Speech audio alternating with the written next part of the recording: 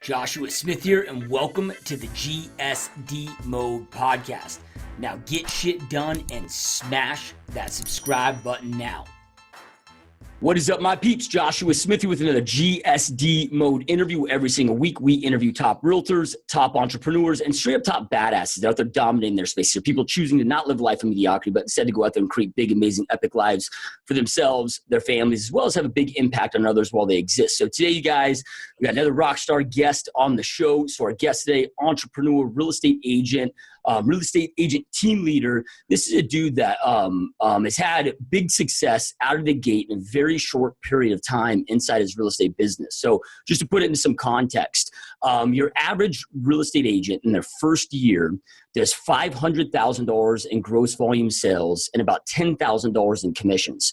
So Chase, our guest, did in his first year of selling real estate over $8 million in gross volume sales. So we're talking 16 times what the average agent does, which is just almost unheard of. And now it's just progressed into starting his own team and really taking this to the next level. So really stoked and honored to have my good friend Chase Maher on the show, dude. What's up, Joshua? Pretty pumped to be here, man. It's been, I feel like it's been a long time coming. I'm excited to share, learn from you, and speak to your awesome audience, man. Yeah, no, it's such a small world, and it's funny how it works. I mean, I had a guest on a couple weeks ago, and the guest had nothing to do with real estate, right? He's a fitness coach, trainer, entrepreneur in the fitness space. And we're just having a side conversation. He's like, well, how can I, contribute back to you for having me on the show? I'm like, well, we're always looking for great, amazing, talented guests. And he knew that a big focus of our show was in real estate. And he's like, oh, dude, I got this guy in my area that I know that is just crushing it. That's dominating it, right? His name's Chase. You got to get him on the show. And then it was like, wait, dude, I know Chase. I mean, it's been like 2 years since we spoke, right? We met right when you were getting into the business. And then when I saw what you were up to, I was like, damn, dude, it was just exciting to see it. Just stoked to have you on, bro. Yeah. It actually, you had interviewed Frankie and Scott. Me, Frankie, and Scott Chrisman were all in a entrepreneur group together. So Frankie shot me a text real quick. Hey man, would you want to be connected with Joshua Smith? I said, hey, that's the homie. Let's do it. So I was excited about that, man. Yeah. 2015, late 2015, I took your boot camp course. It was phenomenal. And then 2016 had that kick-ass year that you just hyped me up about. I appreciate that. And then 2017 did even better. And I'm really excited about the vision for 2018. Yeah, love it, dude. So are I know you're what, Southern California? You San Diego? San Diego, yeah. All right. So not only, dude, are you having big success, but it's a freaking competitive market out there, man. You get some of these markets where I get agents reaching out to me, and it's like San Diego is it just seems to be more challenging than most. Like, Phoenix Metro, dude. I mean, with the price point and with it being so affordable, it's such a melting pot. It's easy to go meet new people, whatever it may be, and the turnover's huge. But you get areas like San Diego, San Francisco, that just seem to be much more challenging than most areas. So you're in a very competitive, challenging market and also kicking ass, dude. So let's talk about that, dude. So your first full year in the business, 8 million in gross volume sales. Like I said earlier, dude, the average agent does 10 grand in commissions the first year. 90% fell in the first 3 years. So walk us through, like, what the hell did you do in your first year? Not just to not be a, statistic, right? But to go out there and kick ass. Yeah, man. So, it was mid to late 2015 that I was working as a hard money lender. And real quick, I went from thriving in a car business to broke as a joke, moved across the country, ran through my entire savings. And I texted my buddy that lived here in San Diego. I just moved here about a year and a half prior. Said, man, I need a job. He said, come work with me, this hard money lender. I said, sweet, let's do it. 3 months goes by. I don't make a check. I hated it. I was sitting at a desk. It was not the entrepreneur spirit. So then I started working for this house flipper, and I was bird dogging flips for him. I was just going down the street. I was calling absentee owners. Didn't have my license or anything, and I started finding flips for him. And then he was grinding me on like our agreement of what he would pay me for every single flip that I found him. So I said, screw this, man. I'm just going to get my real estate license. I'm going to do this on my own. So I got my license, took your boot camp. While I was taking your boot camp, I was so broke that I was flipping cars on Craigslist to get by until I had enough money to just burn the boats and go all into real estate. So like December 2015, I sat with the broker that I was supposed to be working for and told him my goals. He basically told me that my goals were too high and that I should tone them back a little bit. So the very next day I started looking for different opportunities. I was like, screw this. You should never work with anybody that puts a ceiling or a cap on your goals. So 2016 rolls around and I'm like, all right, this is my year. I just got my license. I'm just going to crank it. Open houses were like, I took your boot camp and the things that I got out of it was like pick 2 or 3 lead pillars and just go all in on them and fail along the way. So open houses, I did an open house, at least one every single week for like the first 7 months of 2016. I prospected every single day. I put the follow-up systems in place and just really stuck to it, man. And so I did 16 houses in 2016, my first year. And open houses were like at least half of those. And then door knocking and calling expireds were the majority of the rest. And then a couple referrals towards the end of the year when it started clicking. But open houses, man, I think that's the best way for any new agent to get started. And you had mentioned about San Diego being competitive. Josh, it's funny. It is competitive, but you get paid so much per deal here that most agents, they sell a couple houses and then they sit back and do nothing. And so if you just stay consistent and let those other agents go up and down and up and down, you'll consistently grow and you'll start to realize that it's more of a mindset thing, really. Yeah, I love that, dude. Love it, man. So, one thing that impresses me about you that a lot of people just, for whatever reason, they don't have this mindset, but, and this isn't like a plug about my boot camp or whatever, but dude, like you got intentional about your training and putting a plan together and having a path, like ahead of time. I mean, most real estate agents might jump into it, try it, give it 6 months, start failing, then realize, fuck, I need some help. Like you were ahead of the curve with that. I mean, have you always been that way? And what level of your success out of the gate do you attribute to, taking the time to slow down, get the right plan in place, and then once in place, executing the hell out of it? Your first question, have I always been like that? No, I used to be a shoot from the hip kind of guy. And when I was 18 years old, I was making 6 figures selling cars in Virginia. And June 2008, I said, hey, man, I want to buy a house. Knew nothing about real estate, knew nothing about market, knew nothing about timing or anything. I go and buy a house. 6 months later, it drops like 40% in value. So I said, okay, that's going to be the last time I ever do anything major in my life that I don't plan ahead. All right. So then I move out here to San Diego and I kept that house. That's how I really started building my passion for real estate, investing and management and fixer uppers, et cetera. And so when I realized I wanted to switch out of the car industry and do something that had a higher ceiling and do something that was looked at as a more professional and more, legitimate business, I was scrolling on Facebook. I saw your ad and I said, okay, he's probably not the only coach.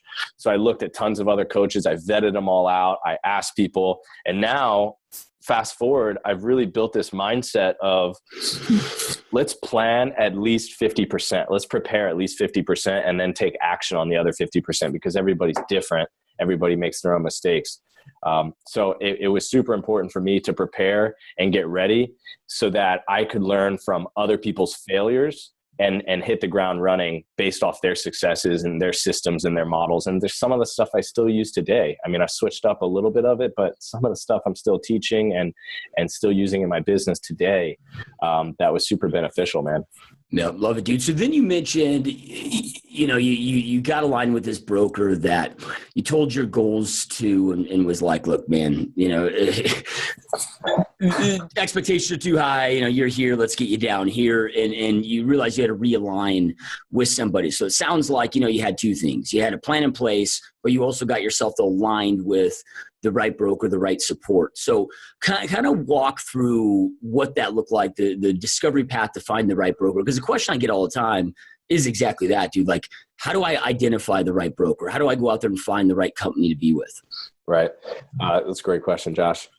The goal, it was December 2015. And I said, I want to sell 12 houses my first year, one house a month. And for somebody in Arizona or Florida, like 12 houses, that's nothing. But here in San Diego, you know, that's a house a month is quite a bit, especially in your first year. And his exact words were, he's like sat back in his chair and he said, if you sell 12 houses, you'd be in the top 10% of the county. Nobody does that their first year. You might want to tone that back. And immediately I was like, all right, I'm out.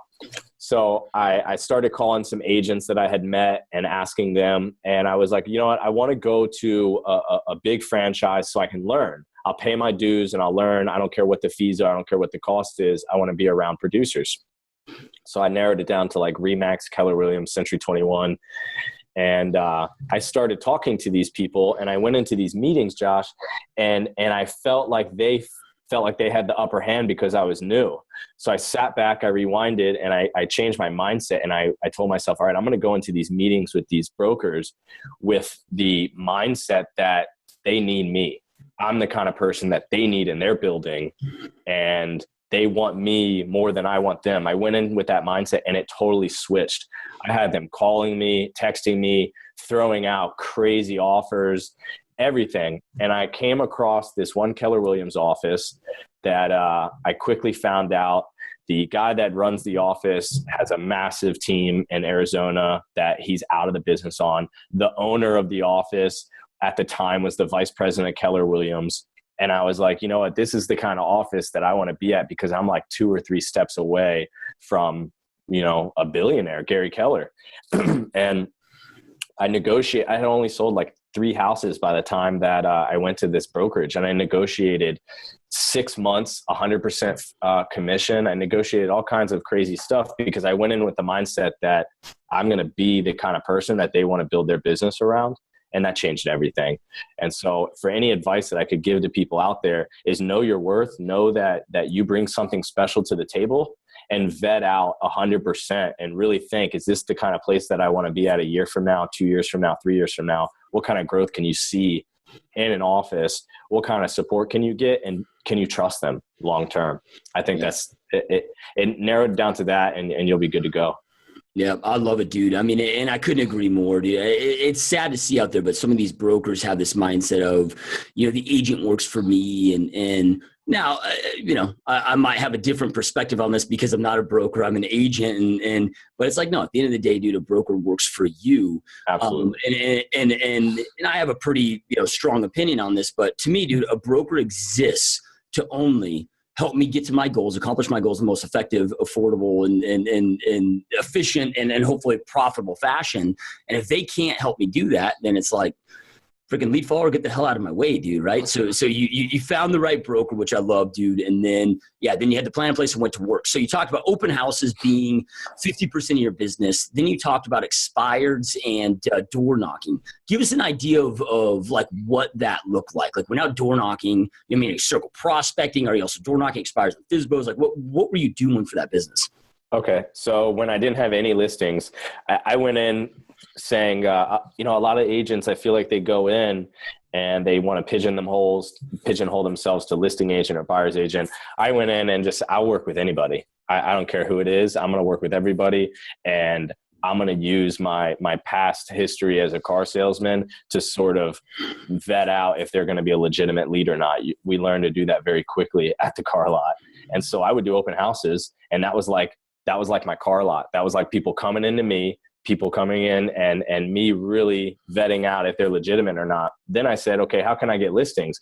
Well, why don't I just fake it till I make it and act like this open house, not necessarily act like it's my listing, but act like I'm selling this house down the street. So I started door knocking the open houses, 50 doors before, 50 doors after. Then I got listings, coming soon door knocking, just listed door knocking, just sold door knocking.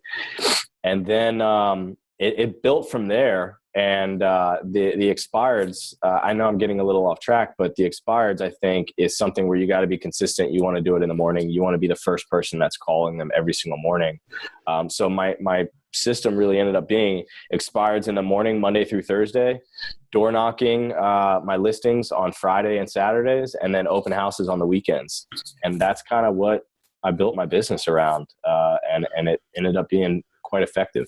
Yeah, no, I love that, dude. And just those that are watching and listening, man, because I know it's easy to get discouraged, right? You're like, hey, man, I door knocked all these doors. I got nothing, right? I mean, number one, you got to have the right strategy in place. But we do something very similar. All of our mega open houses, we door knock the 500 closest neighbors with a neighborhood invite, right? And then, of course, we don't just stop there. We've got a way to see what their plans are for selling, get them into our follow-up system. But it's like, dude, if we door knock 500 on 500 doors with that script, it translates into one listing, right? Same thing with, just listed, just solds, whether it's a door knock or a phone call, and then expireds, right? Like we're like 1,000 dials to get a closed sale out of that. So it's that consistency, like you said, which sounds, would you say that those numbers held true for you in your first year?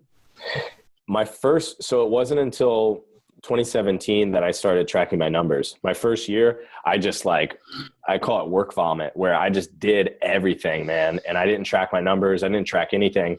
And then I had one thing that I want to get into is mentors and the power of mentors. But I asked one of the top agents in San Diego to lunch repeatedly. And he really taught me to track numbers. And now I've been tracking numbers, and I go more by lead, contacts to leads over a follow-up period. So 500 doors, I would be getting about 4 leads. So every 100 doors, approximately 1 listing lead, and then following up with them over time. Expireds, it was about 50 contacts to 1 appointment here. And then out of those 50 contacts, about 4 appointments, list 2 of them. And then nurture the rest of them. So a big part of my business, Joshua, is nurturing. I think especially my generation, we want action right now. We want paychecks right now. And so they'll talk to somebody 1 or 2 times and then just give up because they're not ready. I'm selling houses next week, going on a listing appointment with somebody that I got in Q1 of 2016. Because I'm calling them once a month and just checking in on them, sending them handwritten notes. So, people out there that are listening, I want to stress, put as many people into your database as possible, and then have a system to follow up so that you don't even got to think. You just log into your CRM. It tells you who to follow up with, and you just hit your action items and then move on. And when they're ready, you're going to be the only one that's been talking to them 15, 20 times over the last year. Yeah. It's as simple as that.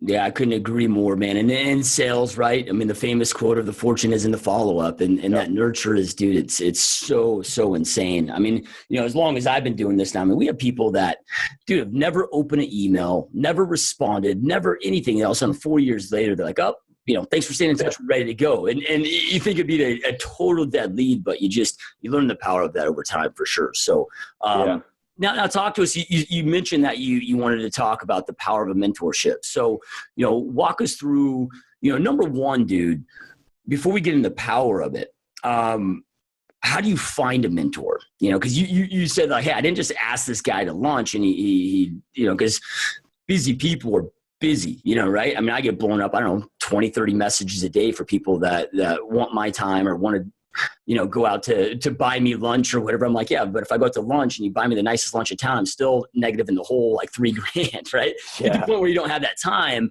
So you got to think of other ways to add value and be consistent with it. So, number one, how have you strategically been able to find your mentors? Then number two, let's just talk about the impact it's had. Yeah. Great question. I think there's 2 ways to find mentors. 1, add so much value that they want to mentor you, or 2, pay for them. I do both.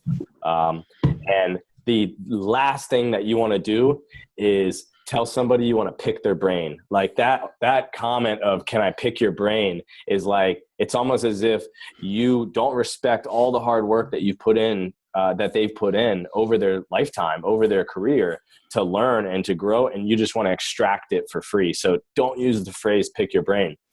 How to find them?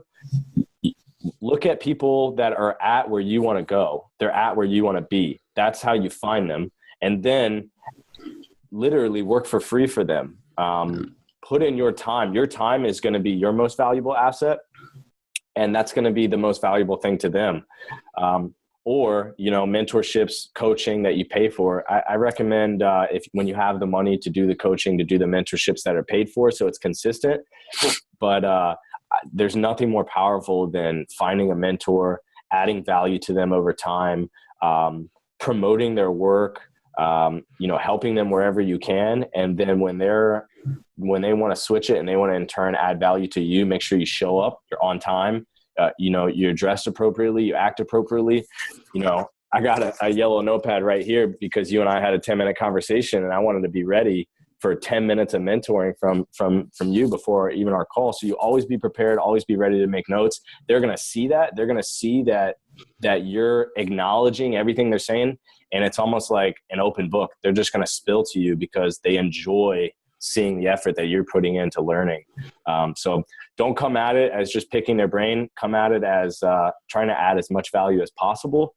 And then in return, give, ask. In return, if you've given so much, don't be afraid to ask.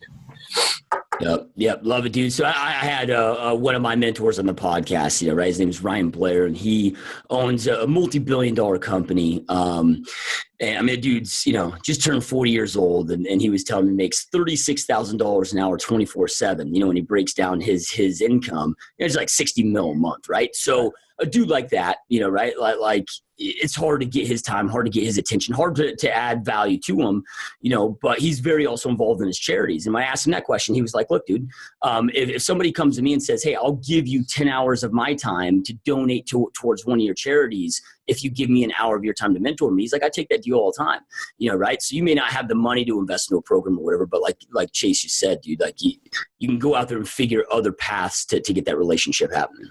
Right.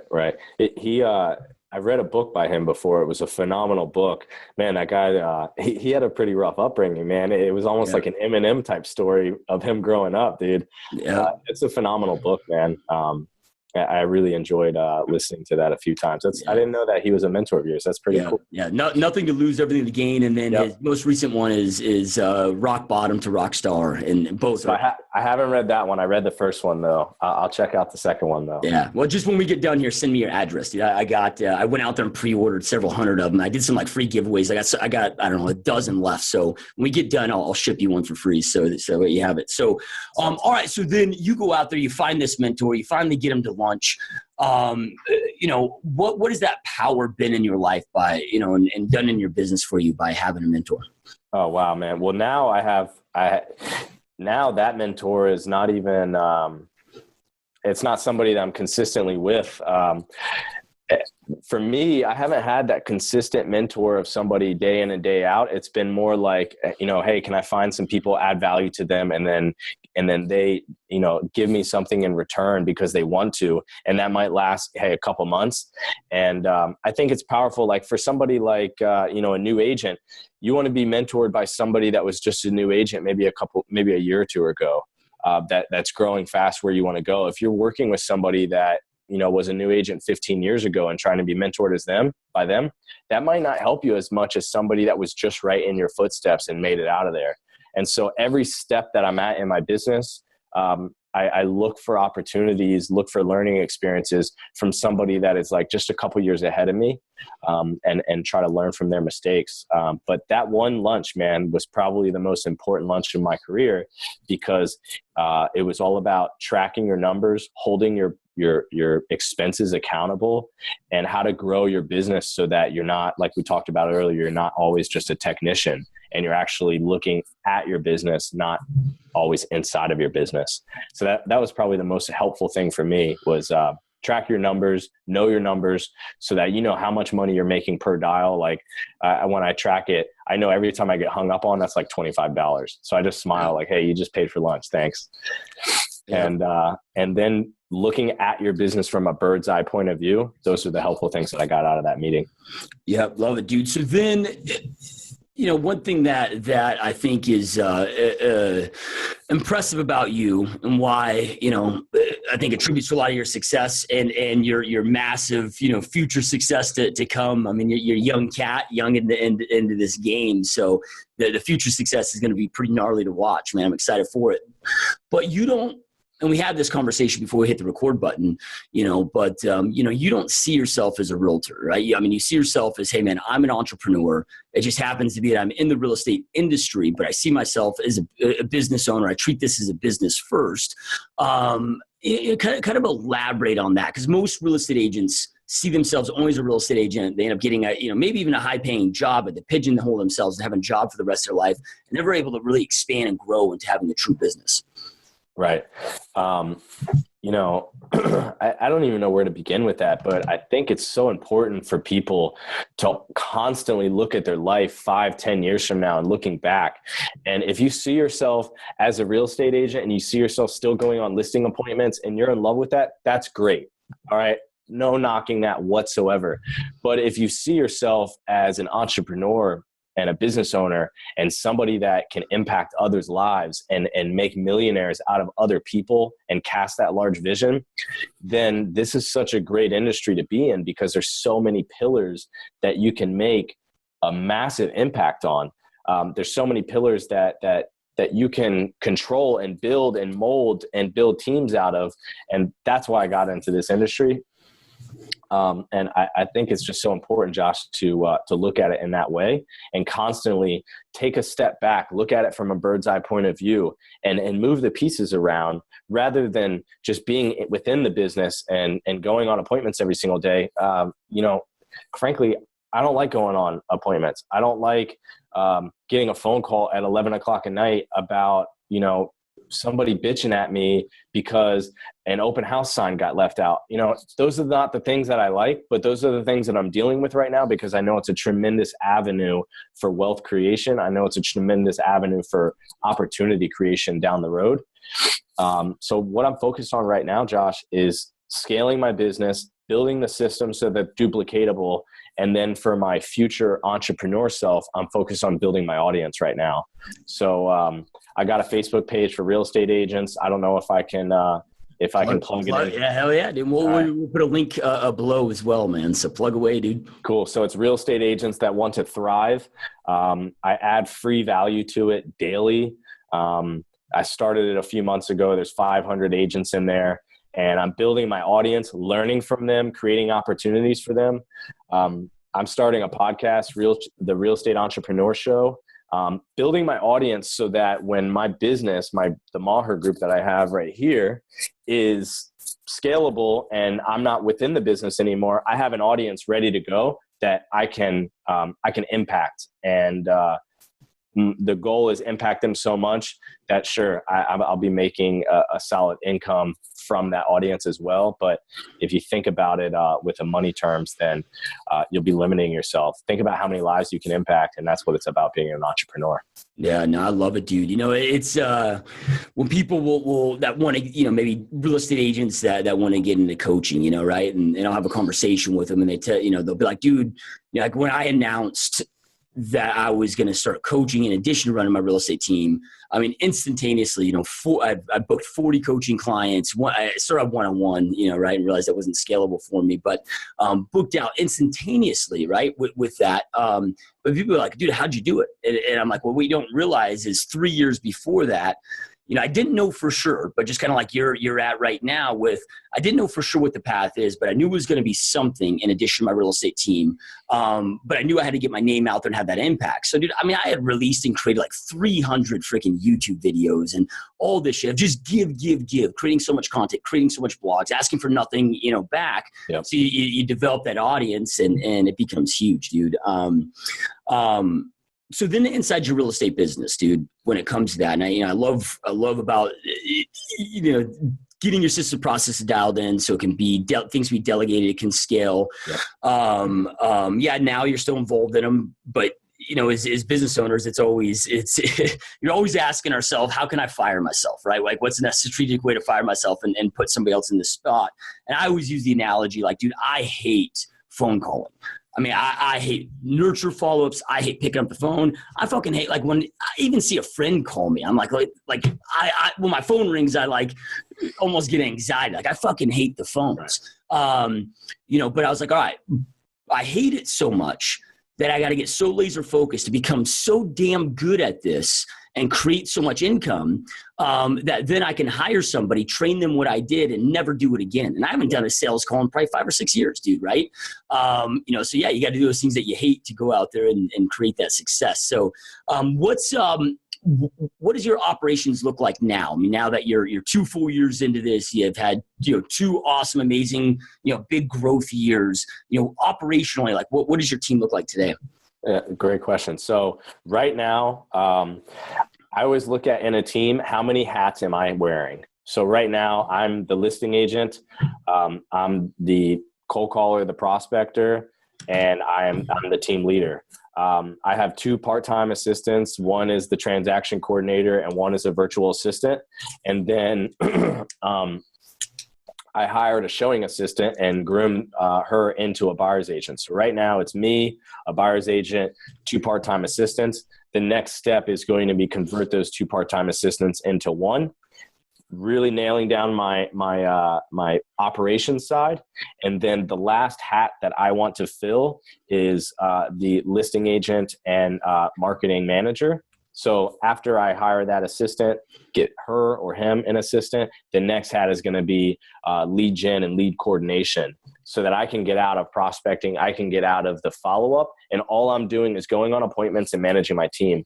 And I want to do it naturally every step of the way. I don't want to hire all these people but not have the business coming in. So I'm in that, I call it the dirty phase. I hear from one of my mentors time and time again that it's more difficult to be, at least in San Diego, numbers wise, to be selling 24 to 48 houses a year than it is to be running a team that's selling 100 houses a year. I'm in that dirty phase right now where I scale a little bit, and then we have a slower month, and then we have a slower month and scale it. And so it's sort of back and forth. So right now, my full focus is nailing down the operations side, so that all I have to do is show up, prospect, go on appointments, drop the file on the assistant, she uploads it. I don't have to do any of the computer stuff, and I can just show up and do what I do best, which is lead gen, lead follow-up, and lead closing and negotiation. And then I'll start taking those out of my business step by step. I love the vision. I don't love the day in and day out that I'm doing. And so that's such a big reason why I want to look at it as an entrepreneur level and not as a technician for the rest of my life, because who wants to be going on listing appointments 20 years from now? I sure don't. But I want to find the person that wants to do that and hire that talent, because talent is going to grow this team, talent and production, talent and leads. So that's kind of an insight right now, man. Everything's focused on operations right now. And as soon as these operations are nailed down and dialed in, the next phase is going to be leveraging the lead gen and the lead follow-up and the whole cultivating of the database. Yeah, I love it, dude. And I love that you said, I'm clear on the vision. So you've got the vision, and then you're having to grind and do the things that you don't want to do. But when you've got that vision aligned, I think that this is the importance of it. Because at the end of the day, we all got to do shit we hate doing, right? Yeah. But when we're focused on that vision, it allows us to get excited about doing the things that we don't even like to do, because we know that we're getting one step closer to making that vision a reality. I mean, would you agree with that? And that what drives you and pushes you to do these things that you don't really enjoy doing, or that the average agent might get burnt out on, but allows you to stay so laser focused, keep pushing on them, is because you're so clear on that future vision. Yeah. And that's one thing, Josh, that I'm getting better at, is they call it your big why. Your big why is what drives you. I'm getting more clear on that, but I know for me, I want $1 million a month passive income. I want to be able to travel the world when I have a family and not have to pick up the phone, not have to be going in business meetings, but know that I'm creating wealth for generations past and beyond me. Be an investor and have my money working for me. And what way can I do that? And it's by building businesses, scaling them up, hiring the right people, putting them in place. And this is just the one that I'm working on right now. That's how I look at it. Yes, I hate calling expireds. I hate getting hung up on, but the attitude that I have to have is like what I said earlier. Cool. Every time I get hung up on, that's $25. That's different than being like, dang, that person just hung up on me. What's the next person going to do? So you just got to change your mindset just a little bit, tweak it just a little bit so you can get through the stuff that you don't like doing and really know that down the road, everything I'm doing is so that I can live that life that I truly, truly want. And I consider myself lucky, man, because right now I think I'm living the life that I want. I'm happy as all hell and making good money, and I'm young and everything's going great, but it's all about a mindset switch. And I hear time and time again, listings are tough, expireds are tough, FSBOs are tough. No, what's tough, man, is you telling yourself it's tough, but if you just tweak the mindset just a little bit, you're going to push through and excel, and you're going to blow past your competition. Yeah. It's all about mindset. Yeah. Well, the from being a guy that's experienced extremes in life, you know, right? From being broke as a joke, having nothing to having a little bit of money. The toughest thing is being broke. There's nothing tougher than that, dude. Right? So as tough as this shit is, dude, if money's coming in, man, it's a hell of a lot better than the alternatives. So, so, you know, with your virtual assistant, man, you know, kind of, can you give us some tips and some things that you've done to have success with that? Because it's, you know, obviously having somebody virtual is a massive cost savings for entrepreneurs, right? But a lot of people have a fear with that, or maybe had bad experiences. Like, what are some of the things that you've done to have success with a virtual assistant? Perfect. So here's what I suggest, and this is what I tell the people in my Facebook group. And the Facebook group, Josh, by the way, I'm kind of running that as like free coaching, free mentorship, building the audience. And I tell people in there, I did a workshop the other day, pull out a yellow piece of paper, make 3 columns, okay? On the far left-hand side, write down everything that you do in your business that you love doing and you're really good at, all right? In the middle column, write down everything in your business that you're good at but you don't like doing. And then on the right column, write down everything in your business that you fucking suck at, all right? The stuff you suck at, far on the right, that's the stuff that you should be leveraging out to the VA right away, right? So this is like, for me, spreadsheet management, you know, texting all the leads in my database to make sure that I have all their addresses, you know, going through my Vulcan and cleaning up the FSBOs that have already been sold, you know, little things like that, because if I didn't have her doing it, they wouldn't get done. And then the next, and I got lucky. I hit the gold mine, dude. And I got a gal in the Philippines. She speaks perfect English. I pay her like $7 an hour and she crushes it. And so leveraging that out. And then I think that's how you should really build your team out, is the last thing that you're holding on to is the thing that you like doing at least a little bit, and the thing that you're really good at, and hiring the people, putting them in place that are better than you at each of those steps. And then just burning the boats, man, cutting the cord and letting somebody else do it. And odds are they're going to be doing it better than you. At least that's been my experience, is that with my system of the 3 columns, 9 times out of 10, if I hire the right person for that last column, they're doing it better than I am. And yeah, like you said, it's a huge cost savings. I don't have to have the space in the office, so my office is smaller. I don't have the tremendous salary right now. And this is somebody that even when I have a full operations team, we're still going to use this because it's been so beneficial thus far. Yeah. Now you talked about combining those two into one, you know, at some path. I mean, with the success that you're having, I mean, is your thought process right now focus on how do I make that person virtual?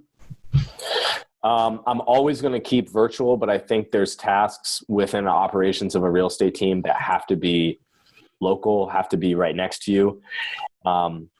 You know, I'm sure a lot of your listeners have read The Millionaire Real Estate Agent. I think it's a phenomenal book. When you're hiring people, you're not just hiring them for the job that they're taking on day one. You're hiring them with the vision that they can grow into something bigger and better. So I know that the VA is only going to be what that VA is going to be at this time. When I hire that full-time assistant to run the operations, if that person is going to be the motor that drives my business, that person is going to keep me as the entrepreneur.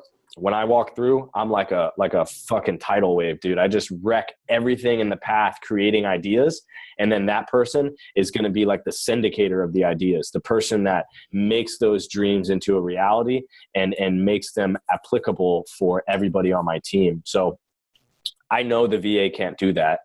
I know my TC right now she probably could, but she doesn't want to. So I'm looking for that person that has that vision that I have and has that mindset that when I'm rolling through like a tornado, they can take and pluck all the good ideas and build them into a system that's just like beautiful and people can follow. I know I'm not that person. I'm the idea person. I'm sure you've heard that time and time again, but we're always going to keep these VAs because I think here in the States, if minimum wage is $15 an hour, I don't know what it is in California, maybe 11 or something. There's jobs that aren't worth $11 an hour. There's jobs that are only worth $5, $6, $7 an hour. Easy stuff. Why not keep utilizing that? So this VA would then directly work for the future assistant because it's a cost savings and it's a waste of time for somebody 20 or 30 bucks an hour to do. Can you give, I know you kind of talked about, you know, the spreadsheet creation and different things, but like, what are some of the tasks that you have your VA doing? You know, like just give us an idea of what I don't know, a few of those are. Yeah. The end of each year, I do what's called a systems check. It's a touch with my database. So the VA emails and texts every single person in the database that I've marked as a Met, you know, somebody that knows who I am. If I saw them or picked up the phone, they'd say, "Hey, Chase, that's a Met." I have her do a systems check. So she basically asks 3 questions. She asks, "Do you have any real estate plans for the next year? We want to confirm that your address and phone number is correct. And we wouldn't be doing my job if we didn't ask, do you know anybody looking to buy or sell real estate?" We call it a systems check. It's at the end of the year. Why can't that be done through a text or through an email? Because I'm already calling everybody 4 times a year in my database. What's another touch that an assistant can't do? Not one lead in my database has said, "Hey, how come you're doing this and not Chase?" Not one person. So I have her texting everybody that. I have her creating a spreadsheet. We use like Google Drive, Google Docs, Google Sheets, Calendar, Gmail, all that. Hey, it's not the most robust, but I like using it. I keep a spreadsheet of my sphere of influence mailing list. So when I'm sending out birthday cards, when I'm sending out, Christmas cards, quarterly, I send out proof of success, sort of like mailer newsletters of the houses I've sold, just extra touches. She's managing all that. She's managing the spreadsheet of the addresses so that when we do the systems check, if they have a change of address, I know that when I'm here and I export that list, it's up to date because she's had it up to date. Cleaning up the database, just all the little things that aren't like tremendous money-making activities that are tedious is what I have her doing. And it all boiled down from like that 3 columns. And I'm sure, I don't know about you, Josh, but I'm a guy that every time an idea pops in my head, I write it down. And if I can't implement it within I think I learned this from you in your boot camp, actually. If I can't implement it in 24 to 72 hours, it goes on a list. And then once a week, I check this list. Hey, what on this idea list can I delegate to have somebody else implement? And if it's something that I can just have a VA to do, then boom, I send it out to them. And if they did it wrong, so what? But nine times out of 10, it helps my business. Yeah, I love it. Yeah, it's my 72-hour implementation rule. Yeah, man. I think I got that from you, brother. Yeah, so, because at the end of the day, dude, I've just found it in any business or any venture, it's not he or she that's the most talented. It's he or she that implements at the highest level that wins. Yep. And you got to create a system and kind of be a beast with that implementation. So love it, dude. When you're doing these columns, do you ever have like a 4th column of things, or do you ever come amongst a time where it's like, okay, I suck at this, but it's something I love doing that I need to improve on and want to do? Or is it just, hey, strictly if it doesn't fit one of these 3 criteria, bam, here's what we do? Josh, I like surfing. I like traveling. I like hanging out with my girlfriend. None of that stuff is going to go on my work documents. So there's never something that I suck at that's in my business that I love doing, because frankly, the only thing I love doing is hanging out with family, traveling, surfing. It's all outside of the business. I like jumping on podcasts with people like you. I like speaking. I like helping others. But I've been able to fit everything into those 3 columns. And I think that's how I'm going to do. It's an old school approach, but I think that's how I'm going to do pretty much every business that I go into. I learned it from Cole Hatter. Yeah.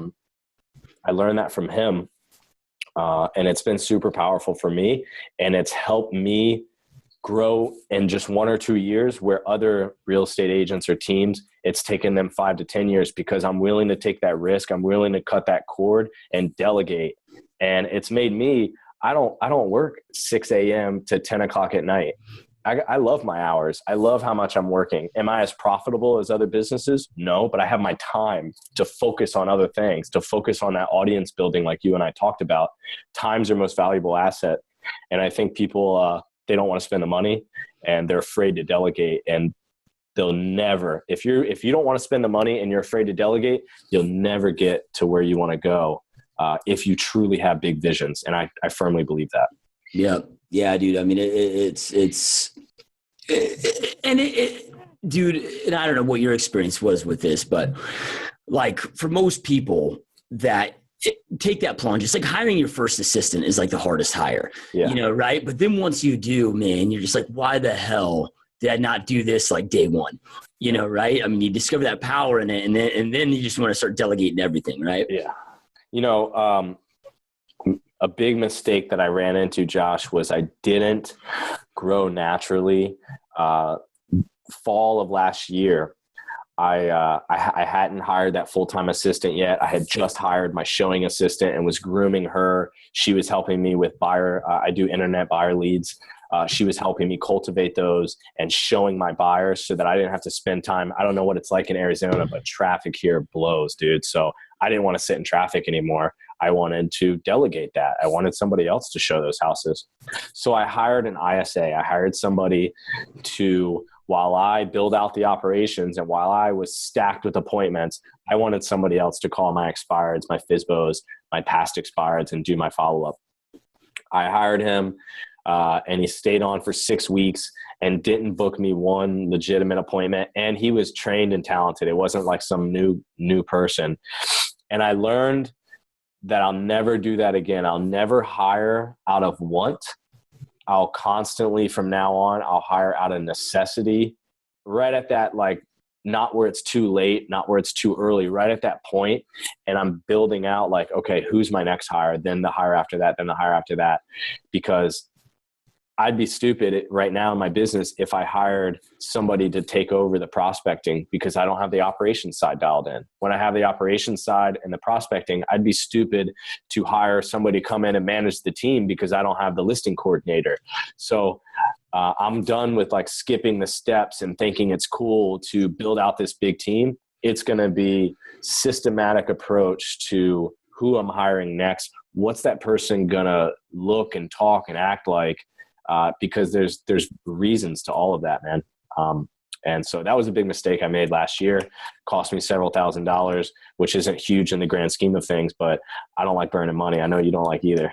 Yeah, no, I love it, dude. And I couldn't agree more, man. I mean, you always hire out of necessity, not out of want. Nothing wrong with wanting to grow a team, right? But you make sure that need's there.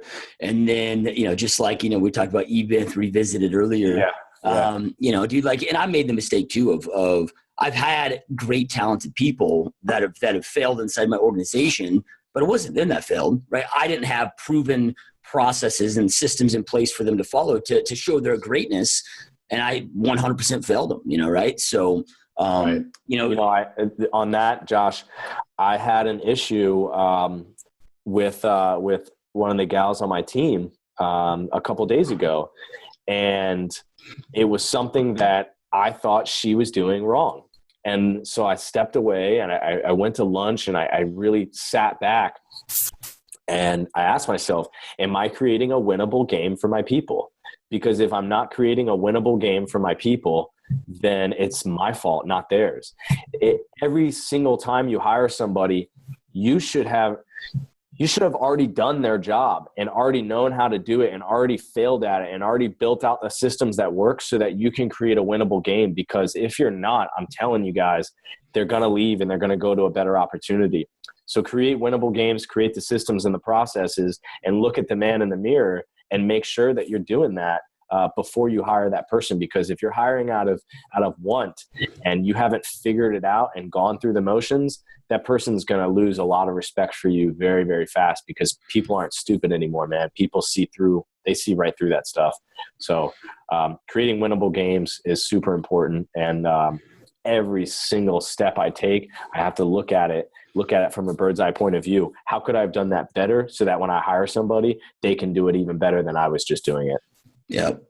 I agree, dude. And again, I mean, both you and I, we had to learn a little bit the hard way. You know, your learning curve was a lot shorter than mine. I'm bad sometimes about learning lessons the first time around, but yeah, I mean, where I'm at now in any one of my businesses, dude, it's when I hire somebody, like before I hire them, I mean, we're dissecting the processes, the systems, to the point where the only reason they don't create massive success inside that seat is if they're too incompetent to understand it, or too lazy. Either way, I don't want my organization, and that just comes down to then I have a broken hiring system, right? But outside of that, there is no other reason for failure. And having that dialed in. Now, your showing assistant now has become a buyer's agent. Did you have success with the showing assistant model? Like, do you see yourself bringing that back in? Absolutely. I think there's two ways to groom a buyer's agent. And one thing I learned from that process was it was a great way to keep my profitability higher. I paid 10% of the GCI per transaction that she closed as the showing assistant. I had, and guys, I don't want to just say he or she the whole time. I'm just doing it because that's where I'm at in my business. This can be a guy or a girl. It doesn't matter. I think the process is grooming them. I want to take new people and groom them for how I want to do the business, because bad habits are, if I take somebody that's been in the business longer than me and they have bad habits, I don't want to waste my time with that. So I look at three things, and then the process. They have to have good energy, good integrity, and they have to be intelligent, and they have to love money as a salesperson, woman or salesman. Now, operations side, they don't have to love money as much because they're more of a salary. But if somebody has energy, integrity, and is intelligent, and they love money, you can train them to be a great salesperson. So this gal, I had her doing showing assistant. She would go, contact all the listing agents, set the routes. Actually, I had my VA before her. My VA would set my showing routes and contact all the listing agents, so that all I had to do was show up. Now I had the showing assistant do that later. All the appointments, from like inspections to like the final walkthrough, the showing assistant did all that. I had her do that for 3 months. And then I brought her on to be buyer's agent. And then what I found was I probably had her come on buyer's agent maybe a little bit too early, but it was okay. And it worked out phenomenally, because it was like little baby steps at a time, rather than just bringing someone as buyer's agent, losing half your profit and running into a ton of mistakes on the way. So it was a perfect model for me, and I'll absolutely do it again. And in fact, my goal is to get my buyer's agents so busy that they need showing assistants. Yeah, I love that, dude. I mean, because the showing assistant model is so brilliant, right? You do the buyer consultation at the office, introduce them to the showing assistant. Hey, this is your, personal home showing chauffeur that's going to accommodate your schedule and show you all the properties that you want to see. As soon as you identify the property they want, you're going to come back to the office. I'll write the offer, negotiate the offer, and step back in. And, what's your average, your average commission where you're at? It's what, like 10 grand?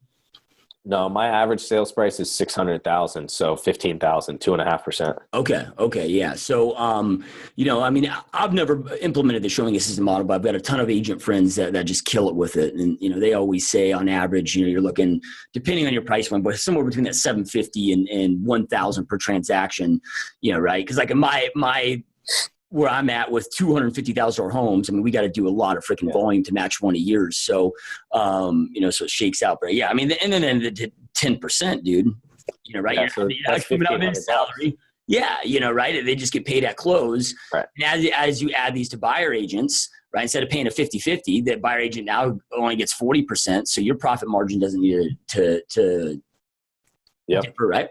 Yeah, exactly. And, the next time what I'm going to do, that showing assistant, is I'm going to have them make a certain amount of contacts per day too. So I'm basically grooming them. They're getting paid, so they're not leaving. They are running into, activities so that they're learning. And I'm going to have them prospecting, making a minimum of 40 contacts a day for those 3 months that they're showing assistant, because that's going to remove the limiting belief of prospecting. It's going to remove that being scared of picking up the phones, so that after that 3 months is done, if they lasted and they stayed in 40 contacts a day, our minimum 20 contacts a day to be on the team after that is going to be like a breeze to them. And they're going to have learned and sat in on tons of buyer consultations. And so I think that's the system I'm moving forward, is showing assistant for 3 months, 40 contacts a day, 5 days a week for those first 3 months. And if they make it through that, they're going to be a phenomenal buyer's agent. Yeah, love it, dude. So then when you come to that, will it still be the flat 10%, or we do something like because you're mandated to be in the office and do a little bit more work, will it be like a small salary plus a percentage for that first 90 days? No, 10%. I think. Yep. I think the 10%, I mean, at that point, they'll be doing 3 deals a month for the next one. I mean, that's $4,500. That's pretty good in my opinion. And then the leads that they get from prospecting, a lot of those are going to be nurtured leads. So when their 3 months is done, they're going to have a pipeline ready to roll. So they're going to, the goal is their first year to at least make 6 figures. So when they hit that buyer's agent status after 3 months, they have a nurture pipeline in place. And hey man, you give a man a fish, he eats for a day. You teach him how to fish, he eats for a lifetime. So I'm teaching these people how to fish, and the respect that I've seen in return, they're so much more grateful, at least in my experience so far, to be a part of a team like that teaches them rather than, just throw stuff at them and expects them to know how to do it. Yeah, no, I love it. Powerful stuff, dude. So I know that you gave the Facebook group name. Is there any other place that people want to watch what you're doing, stay in touch with you, maybe if they want to join your team, whatever that may be? Is there any other place that they should be going to and following you at? Yeah. So the Facebook group, Real Estate Agents That Want to Thrive. And then Instagram has been something that is kind of gaining steam for me. So it's just chase.maher on Instagram. Check me out on there, message me on there. I put in the stories anytime I'm hiring somebody, I screenshot a couple things and I get messages of people that want to come in. Those are probably the 2 best places. Or find me on Facebook, shoot me a message, add me as a friend on Facebook. That works as well. I am retooling the website right now for the group, so it doesn't look all that great right now. So that's probably not the best place, but Facebook, Instagram, and then that Facebook group, those are going to be the best places. Awesome. Those watching, listen, we'll have links right below to make it easy on you to check out. So as you know, dude, I mean, those that are watching, listening to this podcast are here because they want to go out there and create an insane, epic life for themselves and their families, just like you've been able to do in your, short 2-year career, right? With that being said, man, do you have any last words or advice that you'd like to leave them with so they can do exactly that? Yeah. Look at your business from a bird's eye point of view. Everything in your business should be duplicatable with systems and processes. Create winnable games for your people. Look at the man in the mirror, the woman in the mirror, and make sure that you're creating a winnable game. Grow naturally, not out of want, but more so out of need. And dream big. Dream way past just being a real estate agent or just being a real estate investor. Dream so much further than that your dreams scare the shit out of you.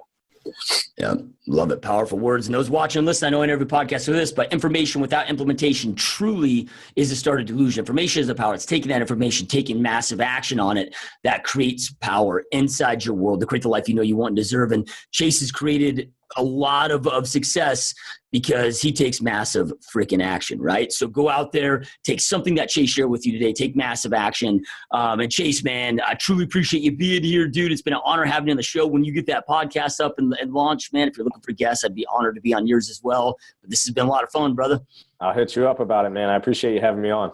100%. All right, guys, see you next time. Hope you enjoyed this GSD Mode podcast episode. Now make sure you get shit done and smash that subscribe button now.